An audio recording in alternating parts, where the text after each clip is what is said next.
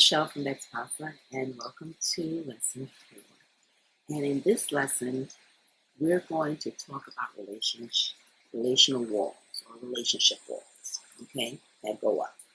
And the reason why we want to discuss that is that a lot of times partners describe this process of putting up walls, as a protection, as a barrier, as a boundary, okay? And it creates a little bit of safety, a distance between them and the spouse that has betrayed them.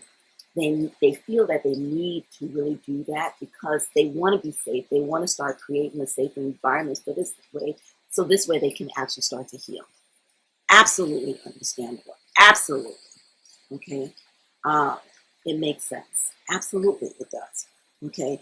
Putting up walls and barriers is so this way it's like cocooning yourself, so this way you can actually be safe to be able to heal and to start to unravel all the different feelings, all the different thoughts, the hurts, to be able to unpack that in a safe environment. So it actually makes a lot of sense, because there's a couple of things that were affected by this, the sense of reality, your reality has been shaken, okay? The sense of family, you thought your family was one way, and then you find out that it's another way. You thought you had one type of relationship, and you find out that it's something else. A person that you trusted has betrayed you. And so it makes absolute sense, okay, for you to put up these relational walls between you and your spouse. But it also can be with other people, that you can put up these relational walls. If you're inside of a church and they have labeled you as a co-addict, you might end up putting up walls because of that, because you didn't have a part in this. You didn't even know about it. And so how is it that you can be a co-addict?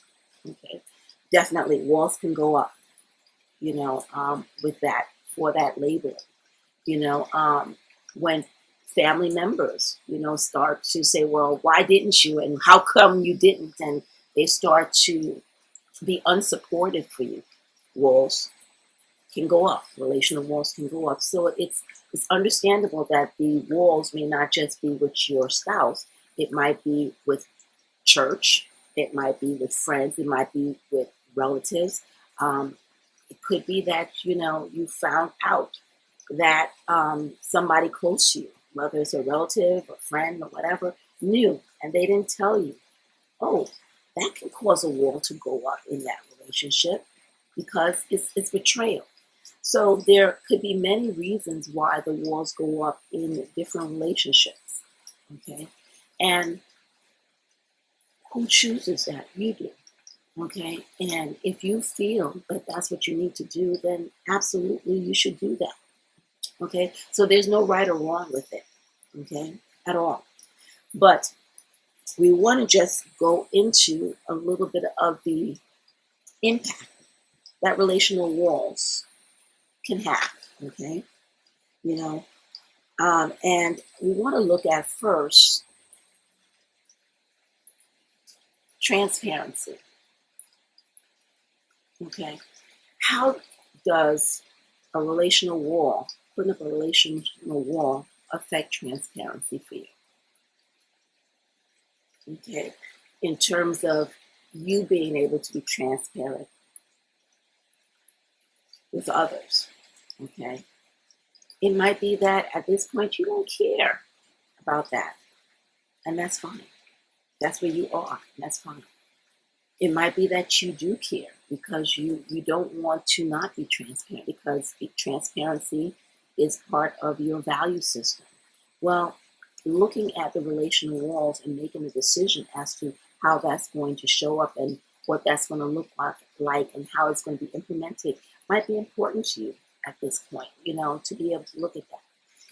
If it is, then look at it. We'll look at that. If it's not, then that's okay. But to just know and understand that relational walls does have an impact on transparency. And transparency is just the condition of being transparent. Being able to see through. People be able to see through and understand. Okay. Now, the next area that it can impact is your ability to connect. Okay. And connection is defined as a relationship in which a person or thing or idea is linked and associated with something else. And so it's our ability to connect with others. Okay. And so putting up relational walls can have an impact with connecting with others. And so it can cause those feelings of detachment, numbness, where you're just not able to engage with people. And that's okay if that's where you are right now. Okay, there's no judgment here with that because it's up to you. If you're not in a place where you feel like you can connect with others, then that's okay. But it might be that you need to connect, right? And you want to connect with others, all right? And so we want to actually look at that. Okay, how do you feel about connecting? Are you ready to connect? Are you not ready to connect? Okay, and make a decision about that. The other area that it can impact is intimacy. Okay, intimacy. Now, what is intimacy? It's your ability to become familiar with or have a friendship with or feeling close to, okay, another. And relational walls can definitely impact that. Are you feeling close to them? Are you able to establish a friendship with them? Can you be familiar with them? Okay, where you can just let down your guard. Are you in that place or not?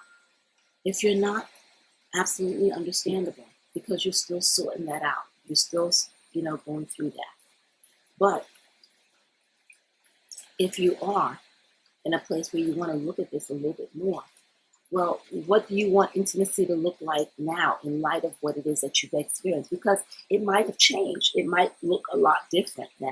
Your ability to get close with people, it might not be at the level as it was before where you had this open abandon of trust, but you still want to trust in certain areas. And you can define that. You can set up the barriers. You can set up the boundaries with that the way that you want to. That will serve you at this point in time. And so looking at how your relational walls will impact your intimacy would be important to you right now. Okay? And so we can actually do that. Okay? Look at the intimacy level and find out, well, I want to get close and I want to have friendships. And it could be with people at your church. It could be with friends and relatives, It could be with your spouse. That intimacy. It could even be with yourself, establishing closeness and a friendship with yourself, because most people don't have a close relationship with themselves.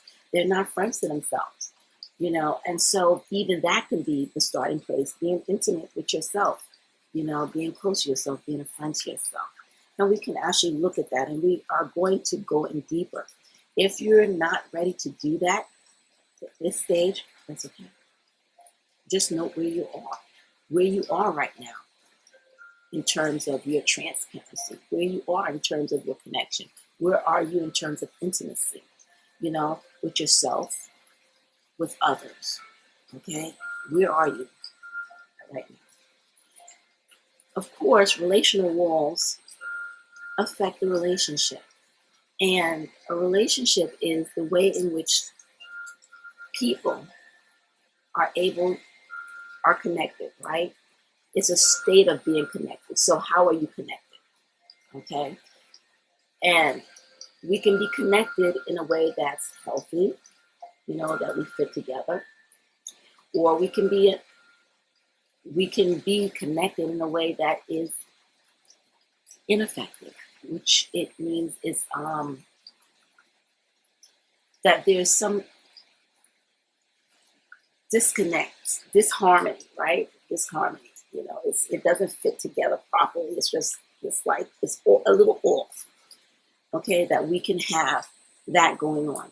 And in terms of the relationship we have with ourselves can also be disjointed. It can be a little off. It can be a little bit out of balance, out of whack. And so when we put up the relational walls, okay, it's good to be mindful that we can put up walls that even prevent us from being able to connect with ourselves. Okay? That we can divorce ourselves from ourselves, which means like we're dividing ourselves, into a different person in order to function. Okay? And that can be dangerous. Okay? Because we're not allowing ourselves to be honest with ourselves and to go through the pain and the hurt fully, but we're cutting off ourselves. It's almost like we're severing a limb, okay, from ourselves. It's like, okay, in order for me to be able to keep going, I'm severing myself from myself so this way I can be able to do that. And relational walls can actually do that if we put it up against ourselves, okay? And a lot of times we're not even conscious that we're doing that, but that's the reason why this exercise is so helpful. Have you put up relational walls against yourself? Have you done things, that are causing you harm? Okay. Look at that. Have you denied parts of yourself in order to be able to function? Have you denied feelings? Have you tried to stuff them down? Have you tried to ignore them? Have you tried to deny them? Oh, no, that's not it.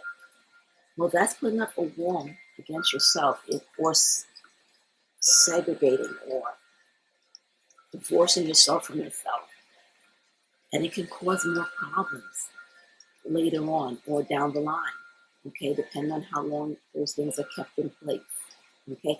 And also, if you're not aware that you're even doing that or that you have done that, it can be dangerous, okay? So in this lesson, I would like us to just look at, the walls that you put up. When did they go up, Why did they go up? How effective are they? How well are they serving you? Okay. And are there benefits for you, tangible benefits for you with having these walls up? How important are they?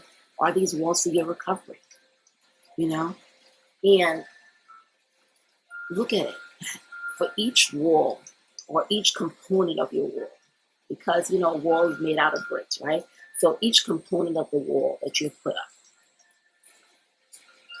how important is it that it stays right there, right now, for you? On a scale of 1 to 5, or a scale of 1 to 10, how important is it? How necessary is it for you to keep that component of the wall up? Okay? And to decide, what is the impact that it could have? What is the impact that you want it to have? Are they the same? To be able to weigh that, just to be aware, to open up your awareness that you are making the choice, that you're not just reacting, that you're not just frantically just doing things, but that there is an organization, a level of control, a level of awareness and insight as to why it is that you're doing what you're doing. Okay? And that is purposeful, that you are choosing to do this. You're taking it down, you're examining it. Yeah, I need this right now. Bam. I need this right now. Bam. And you're keeping them in place, right? Now, and if you want to go a little further, a little deeper, then why do they have this level of importance for you? Why? And are you open to changing this in the future? Are you willing to change certain parts of your wall, to swap out your wall in the future? And examine that.